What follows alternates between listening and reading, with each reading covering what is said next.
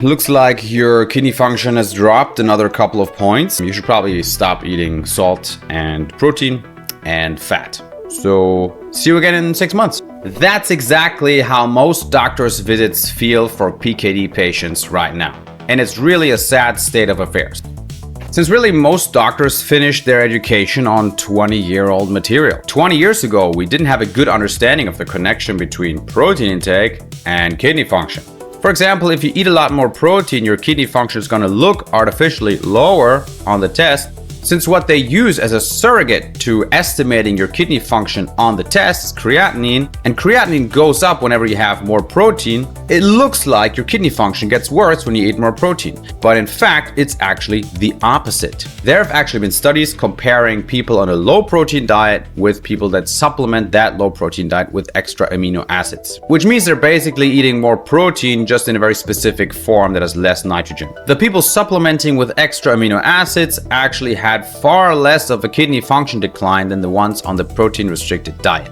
Which goes to show that restricting protein is not really a kidney protective measure. It is more of a cosmetic change to your blood results that is going to increase the decline of your kidney function in the long run.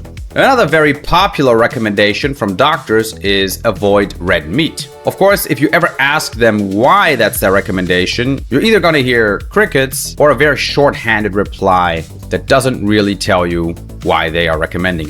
However, if we're talking about kidney disease specifically, there actually have been studies that compared plant protein to animal protein intake regarding their effects on kidney function. And it was actually found that plant protein had no effect on kidney function, but animal protein actually increased kidney function. Now, when did your doctor tell you that? And then, of course, there's the generic recommendation to eat low salt, because apparently it helps blood pressure or whatever.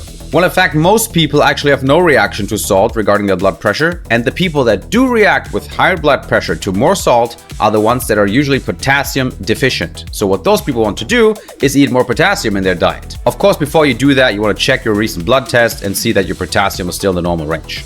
Now, when you're actually on the PKD-proof program or a ketogenic diet, you need even more salt, since being in ketosis increases your salt loss by 4 times. So it also increases your salt needs by 4 times. And if all of this makes you even more confused, because on the one hand you want to trust your doctor, but also on the other hand you want to do the best for your kidneys, then fear not. Just comment advice below and I'll reach out personally via DM and get a better picture of your current situation so we can figure out how I can best help you reverse PKD.